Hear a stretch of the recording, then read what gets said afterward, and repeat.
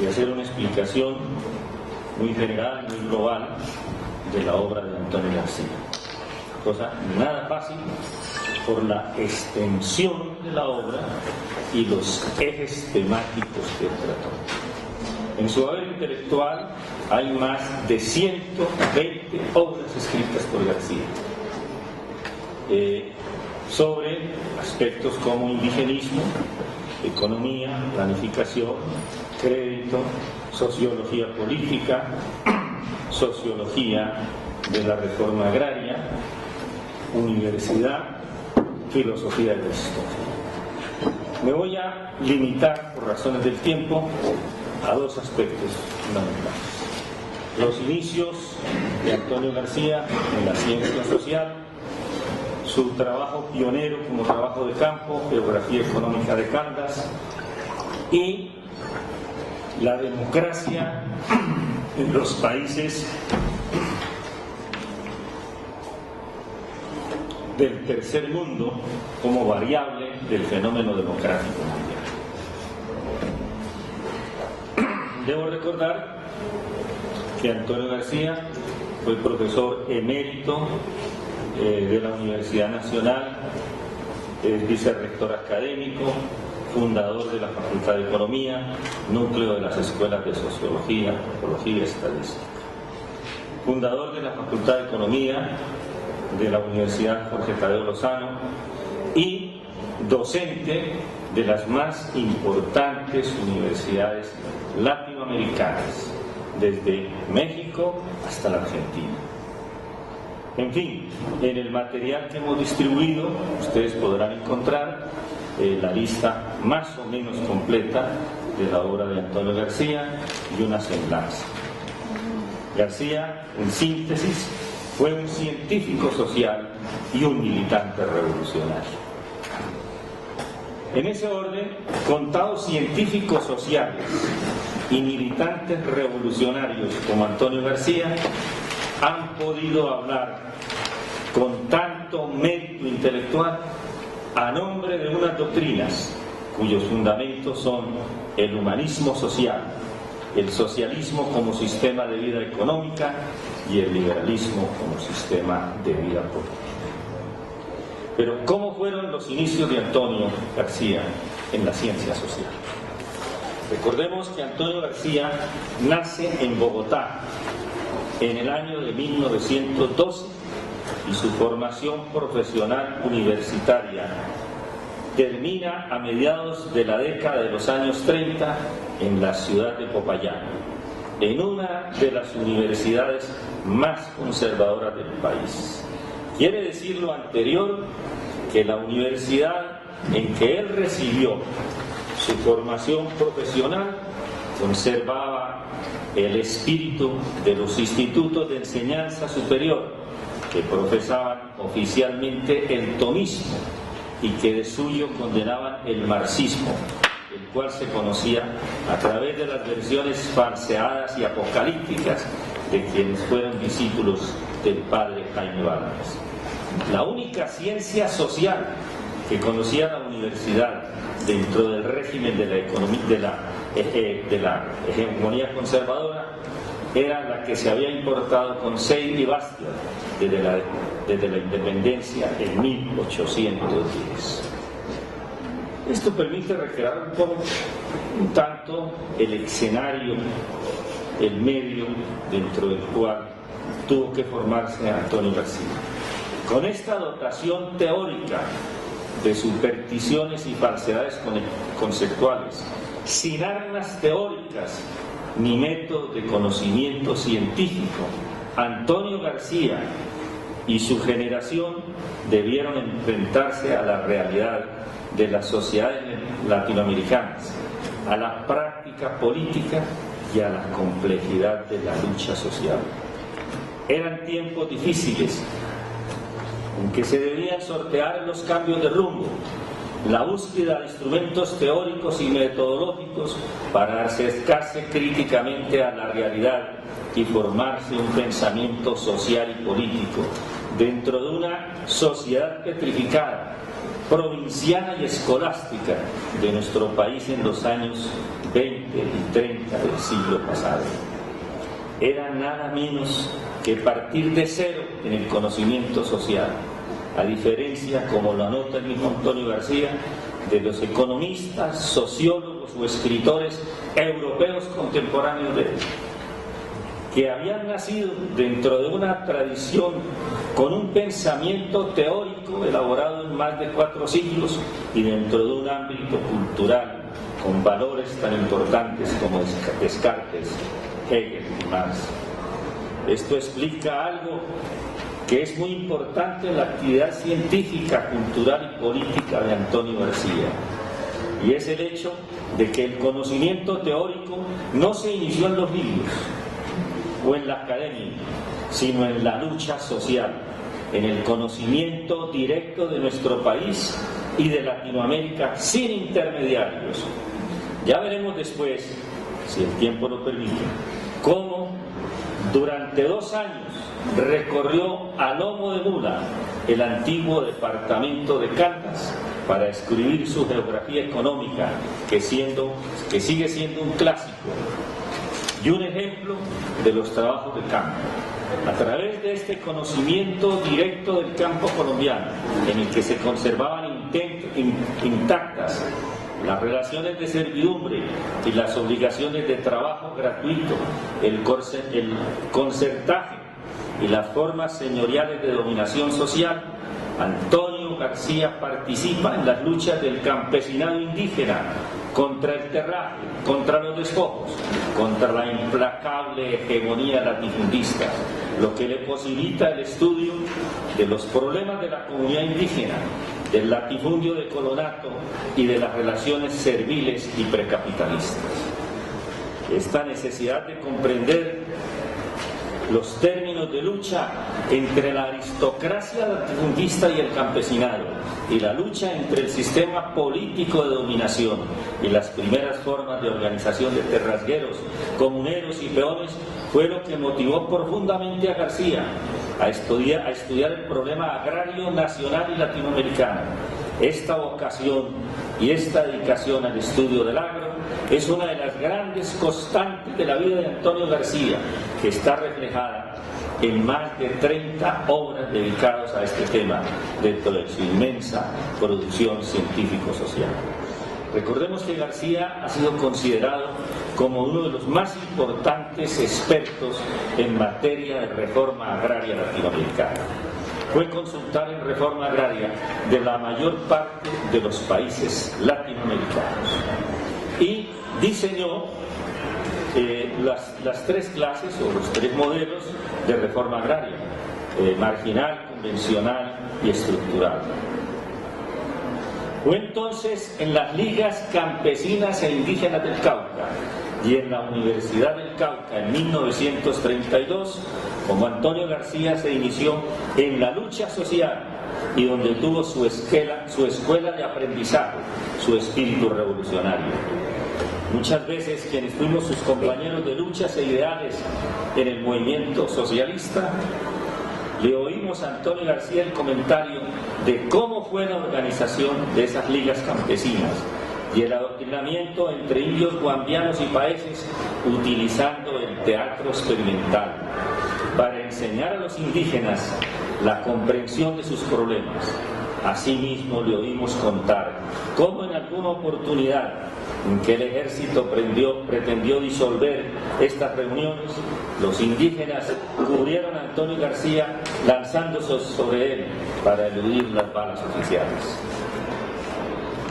Asimismo, le escuchamos en muchas oportunidades de viva voz que sin conocimiento directo de los problemas, de los hombres, de los fines y sin un bagaje teórico, no puede transformarse una sociedad, por cuanto si no se puede o no se quiere destruir un orden viejo para construir un orden nuevo, ese orden viejo renace por simple ley de gravedad. Resultado del estudio y comprensión de los problemas sociales del indio y de la comunidad indígena, escribe varios libros y ensayos. Colombia S.A., para muchos de sus detractores con sentido del humor decían que era Colombia según Antonio.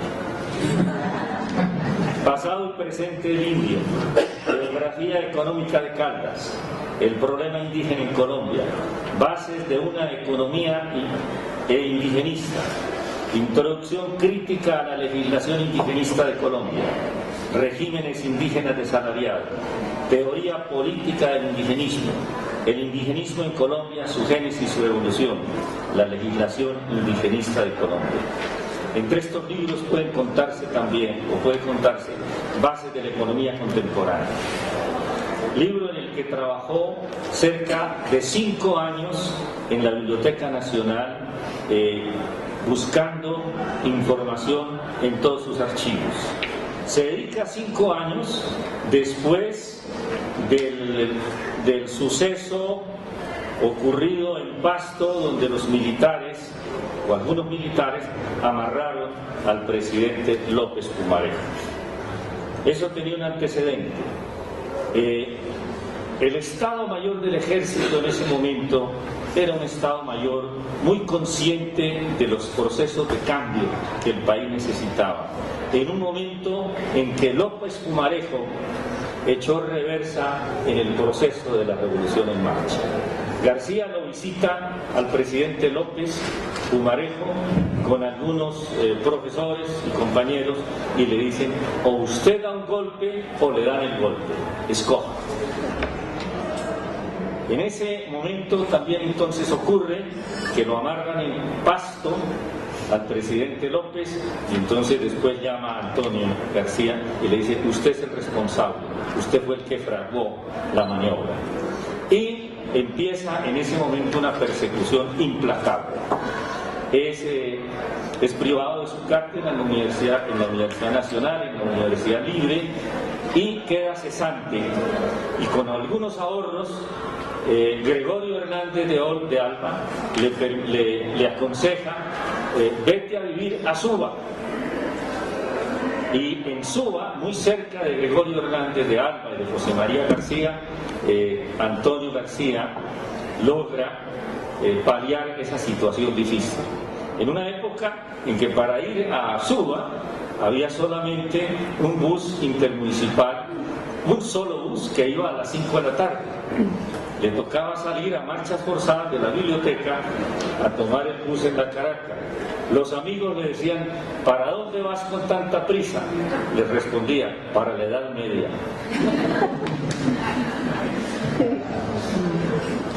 Además, García participa con Gregorio Hernández de Alba en la fundación del Instituto Indigenista Colombiano, habiendo sido su director por mucho tiempo, el cual se incorporó, como ya lo hemos visto, años más tarde al Departamento de Ciencias Económicas de la Universidad Nacional, que Antonio había fundado en 1943 y que fue el núcleo de las escuelas de Sociología y Antropología.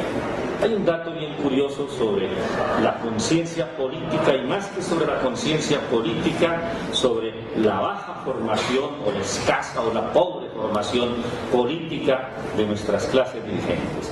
En el año 43, García, Gerardo Molina, después rector de la Universidad Nacional, visita al presidente López y le sugiere la formación de una escuela de altos estudios económicos.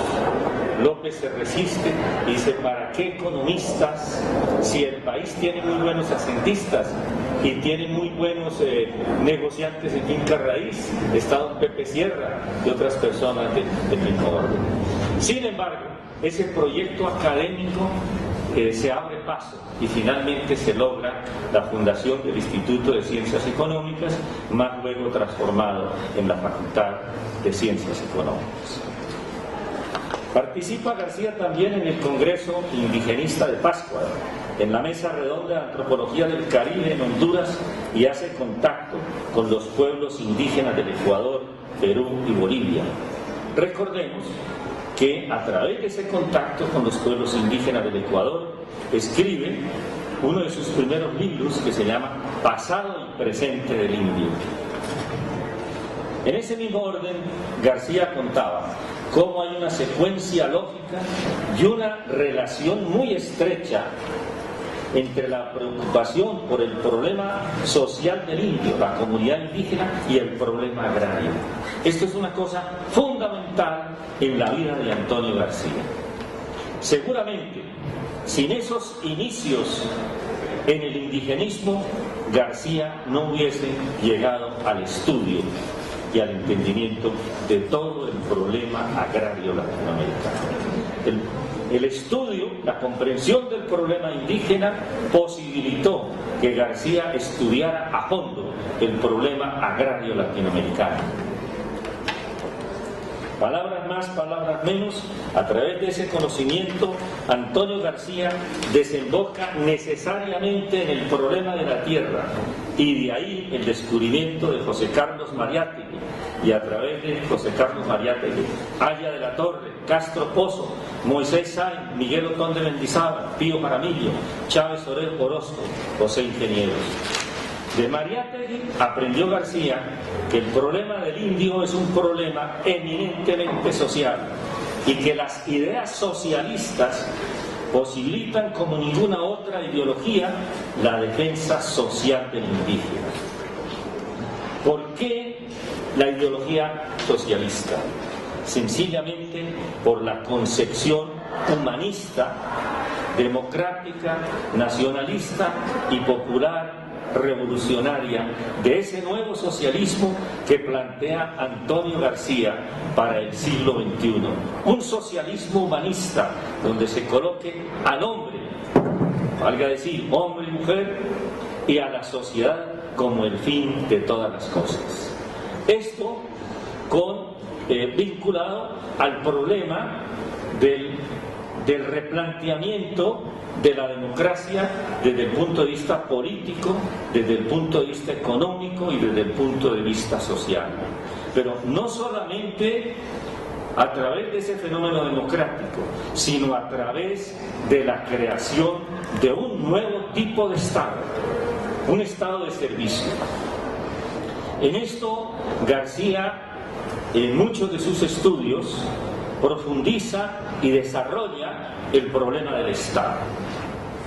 Para García, el Estado crece por agregación mecánica de órganos, pero en principio es el mismo Estado que tomamos en préstamo de la colonia como órgano de sustracción y policía. Entonces García plantea la creación de un nuevo Estado como órgano de creación nacional, como órgano autogestionario, en una época donde el Estado quiere desentenderse de todas sus obligaciones sociales. En el problema del Estado, García plantea algo que es sumamente importante. Dice cómo, en varios estudios, entre ellos en Dialéctica de la Democracia, refiriéndose a la reforma constitucional de 1936, García plantea cómo la mayor parte de todas estas reformas constitucionales se hacen sobre el papel y las hacen los abogados, con perdón de quienes tienen mi misma profesión, porque creen los abogados que la norma jurídica es un universo hecho, totalmente acabado, suficiente para producir los cambios, y no hay tal. Por eso es que hemos pasado del respeto mítico de la ley al irrespeto cínico de la misma. Bueno. Roberto Pineda Camacho, en el estudio que publicó sobre Antonio García y el indigenismo en Colombia, anota lo siguiente que considero importante destacar sobre los avatares del indigenismo orgánico. Con el desencadenamiento de la violencia desde 1947, la práctica indigenista se tornó cada vez más difícil hasta hacerse imposible. García fue destituido fulminantemente de su cargo de profesor titular de la Universidad Nacional en los primeros meses del gobierno laureanista. El gobierno falangista de Gómez acentuó el movimiento reaccionario impulsado desde el gobierno de Ospina Pérez. Desde la Casa de Gobierno se intentó consolidar una ideología netamente hispanista y católica. Los que no comulgaban con el régimen fueron acusados de comunistas y apátridas. En el documento que hemos repartido esta tarde, que algunos de ustedes lo tienen. Afortunadamente solamente se distribuyeron 50 ejemplares. Hay un CD en el cual se muestra cómo fue esa reforma constitucional de 1957, de la cual es coautor el mismo Laureano Gómez. Reforma constitucional que privó de los derechos políticos y sociales a varias generaciones de colombianos, en la medida en que para poder intervenir en los cargos públicos en la dirección del Estado se necesitaba ser liberal o conservador, contrariamente a lo que en ninguna parte la Carta Universal de los Derechos del Hombre establece. La reforma constitucional, como pueden oír el CD, se creó un régimen de excepción, se dividió el país en dos clases sociales, o en dos bandos, o en dos sectores. Quienes tenían todos los derechos civiles y políticos por ser liberales y conservadores, y quien carecían de esos derechos y de la protección de la ley, de la Constitución, por no pertenecer al sistema bipartidista. Continúo. El gobierno falangista de Gómez acentuó el movimiento reaccionario impulsado desde el gobierno de Ospina Pérez. Desde la Casa de Gobierno se intentó consolidar una ideología netamente hispanista y católica, y los que no comulgaban con el régimen fueron acusados de comunistas y apátridas. Los púlpitos se encargaron de estimular la lucha fratricida. Asesinar liberales no era pecado. Las zonas indígenas andinas en particular fueron sometidas a un régimen sanguinario, y muchas de las tierras comunales pasaron ilegalmente a manos de los gamonales terratenientes y autoridades políticas locales. A pesar de ello, García no se amilanó y desde luego tuvo el valor civil de publicar, recibiendo en Colombia diversas obras de crítica al régimen. Entre ellas ocupa un lugar destacado la introducción crítica a la legislación indigenista de Colombia, 1952, que redactó en 1951. Por esa época se publica una novela sobre la violencia que se llama Viento Seco. Para esa novela escribe García el prólogo, que se llama La novela social en Colombia. Valdría la pena que, si no la tienen, busquen la manera de leerlo. Y si tienen interés en ello, si se dirigen a mi correo electrónico, con muchísimo gusto les envío el texto completo, porque vale la pena conocer la visión que se tenía en ese momento sobre la situación imperante en el país. Allí analiza, me refiero a la introducción crítica a la legislación indigenista, de manera brillante las experiencias de los resguardos ante la ofensiva anticomunal de las políticas liberales del siglo pasado, el periodo de proteccionismo jurídico del Estado señorial, iniciado con la legislación de sección del Estado soberano del Cauca y continuando con la expedición de la Ley 89 de 1990, y algunos aspectos de esa misma problemática ligados con el desarrollo capitalista del país durante el presente siglo. Antonio García se muestra pesimista en relación con los resultados de la labor indigenista de la década anterior. No se ha modificado la actitud del Estado y la opinión pública sigue igualmente indiferente. Nada ha modificado la posición del Estado frente al problema indígena, ni tampoco la actitud de la llamada conciencia pública. Las luchas de los indios se han estrellado contra un muro de la Fuerza Armada, frente a una maquinaria de represión que se montó durante varios siglos de coloniaje y se renovó con posterioridad a las guerras de independencia. Y allí concluye: las nuevas influencias hispánicas se vierten en el campo político de dos maneras, afirmando lo español y negando lo indio, haciendo del conquistador una bandera contra el conquistado. La legislación que se engendra en esta atmósfera podrá y deberá llamarse de una nueva legislación de indios. André, quedan 10 minutos. Bueno, entonces, tal vez para poder conectar esto de la obra teórica de García, sus inicios en la ciencia social, su preocupación por el indigenismo y que ya vimos muy rápidamente cómo desemboca en el estudio del problema agrario, leamos una parte sobre lo que es las variables de la democracia en los países atrasados, los países débiles, en relación con lo que es la estructura del atraso.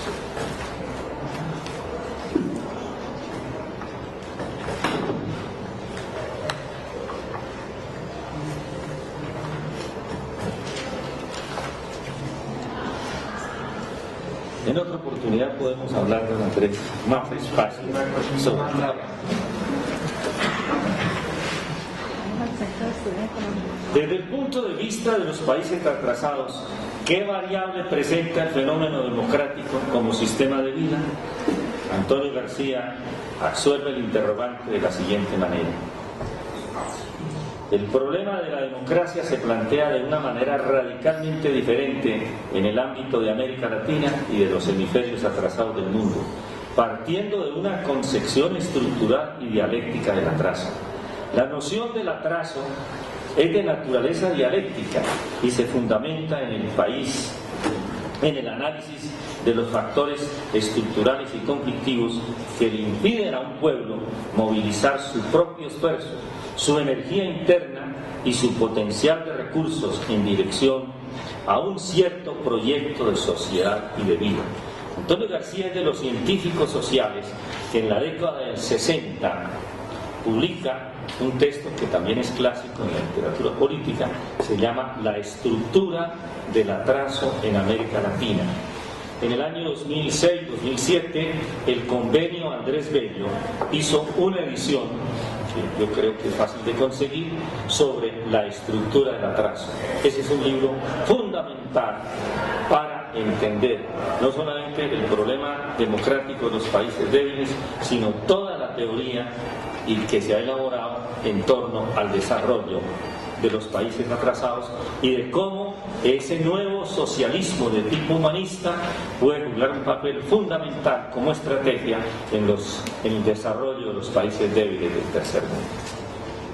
Dentro de este marco de ideas, el atraso se define como un proceso que frena o disloca las posibilidades de un conocimiento, de un crecimiento integrado, coherente, dinámico y conducido desde adentro, en cuanto aún no existe un elenco de fuerzas sociales con interés o capacidad de romper ese proceso, y en cuanto las clases sociales identificadas en un propósito de cambio estratégico aún carecen de conciencia, facultad organizativa y poder de decisión.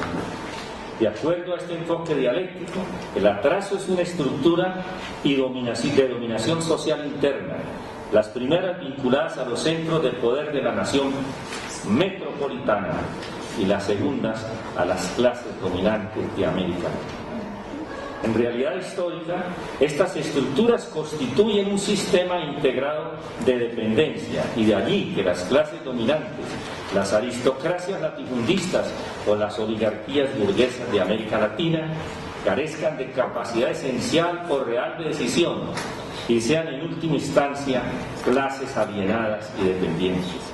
La gravitación política de estas estructuras de dominación y dependencia explica que el Estado no haya podido transformarse en un verdadero centro de decisiones desde adentro, enfrentándose a las oligarquías internas y a una superestructura de poder extranjera constituida por las empresas supranacionales que controlan las áreas neurálgicas del crecimiento. Sobre esto vale la pena que consulten el programa Gaitán, elaborado en 1947, llamado Plan Gaitán, donde García diseña una estructura de desarrollo que podía golpear el riñón de la oligarquía y promover el desarrollo. Gaitán presenta esto al Congreso y la mayoría liberal de ese entonces derrota el proyecto. Años más tarde, en el 57, repite la experiencia a pedido del general Rojas. El general Rojas lo llama y le dice: necesito que diseñe también o repitamos el intento de Gaitán del año 47. Entre otras cosas, vale la pena aclarar que García no fue nunca funcionario del gobierno de Rojas. Participó simplemente en la constituyente como miembro del Partido Socialista y por un grupo de sindicatos. Participó en la llamada ANAC, Asamblea Nacional Constituyente. Plantea varios debates sumamente importantes sobre la crisis del orden tradicional, la crisis de los dos partidos identificados dentro de una filosofía política liberal y una filosofía económica conservadora y un pensamiento social populista. Valga decir, los dos partidos son conservadores en lo económico, político en los liberales y socialmente populistas.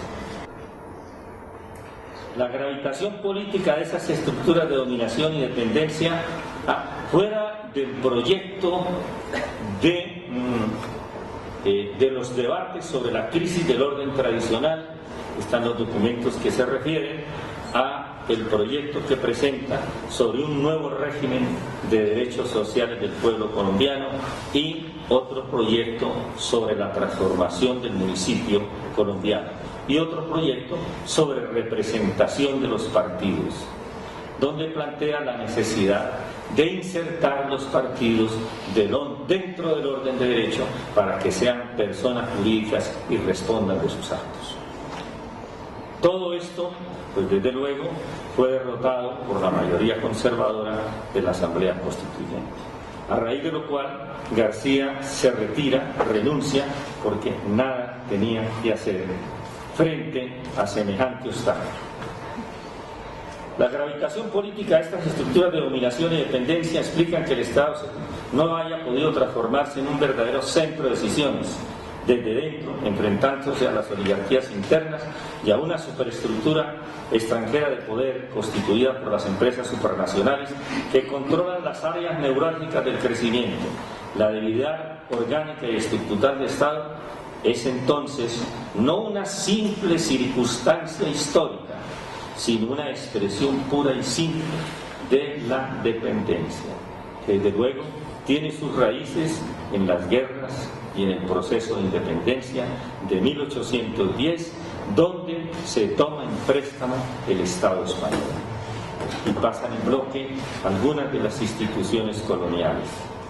Tanto es así que con la expedición del Código Civil en 1866 se hace la advertencia o la observación de que quedan derogadas todas las leyes de Indias, y estamos hablando de 1886. Dentro de este marco de ideas, en la sociedad latinoamericana solo ha podido funcionar un tipo de democracia aparente. Democracia aparente con órganos que solo pueden tener ese principio de representatividad que los hace formalmente legítimos, pero que carecen de esas estructuras de participación popular. Voy a utilizar los 2 minutos que me concede aquí Andrés para decir 2 o 3 cosas en relación. Para finalizar esta intervención solo deseo agregar algunas reflexiones. En el concierto social latinoamericano, Antonio García fue un hombre impar, a quien la extrema izquierda pretendió ignorar y la extrema derecha calumniar, a quien las castas oligárquicas siempre lo miraron como un producto, como un profundo temor por la amenaza que significaban sus teorías contra la constelación de sus inmerecidos privilegios. Antonio García le enseñó a pensar críticamente, dialécticamente, a varias generaciones de colombianos, desde su cátedra de la Universidad Nacional y a través de la cátedra abierta y universal de sus obras. Antonio García sentó las bases de un nuevo humanismo social como fundamento del socialismo del siglo XXI.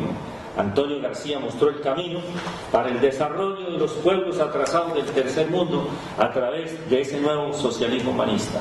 Antonio García vivió y luchó, murió, soñando en la tierra prometida para nuestros pueblos y en el imperio de la democracia y la libertad como sistema auténtico de vida, en términos de bienestar en el presente, seguridad en el mañana. Antonio García, como filósofo de nuestra historia, mostró el camino de la Revolución colombiana como proceso de transformación profunda de las bases sociales, económicas y políticas de la nación colombiana. Si la sociedad colombiana en la hora presente se debate entre la crisis del desorden tradicional, la corrupción, la pobreza, la multiviolencia y el atraso, siempre nos viene a la memoria la expresión de un pensamiento de García, que él enseñaba a quienes querían juzgar la duración de los procesos de cambio de una sociedad por la duración de una vida de un ser humano. Decía él que si aún se mantiene la oscuridad en nuestra patria y en la patria grande que es Latinoamérica, siempre nos reconforta la esperanza de que nunca es tan oscura la tierra como un instante antes del amanecer.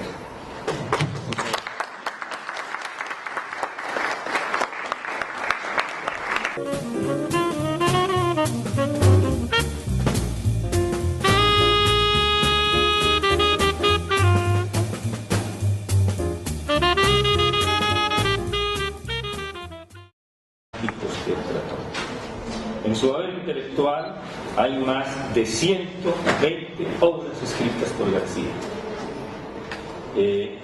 sobre aspectos como indigenismo, economía, planificación, crédito, sociología política, sociología de la reforma agraria, universidad, filosofía de la historia. Me voy a limitar, por razones del tiempo, a dos aspectos fundamentales. Los inicios de Antonio García en la ciencia social, su trabajo pionero como trabajo de campo, geografía económica de Caldas, y la democracia en los países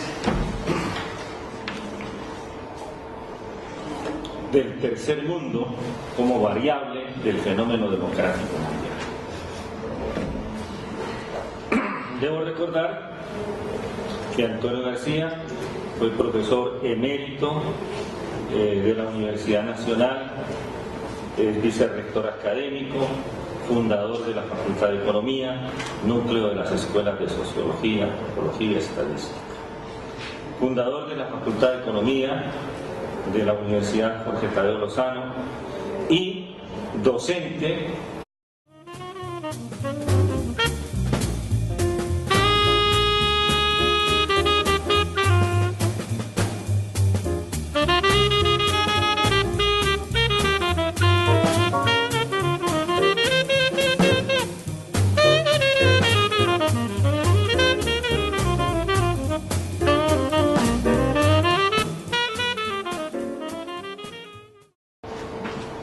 Mi deseo hubiese sido de hacer una explicación muy general, muy global de la obra de Antonio García.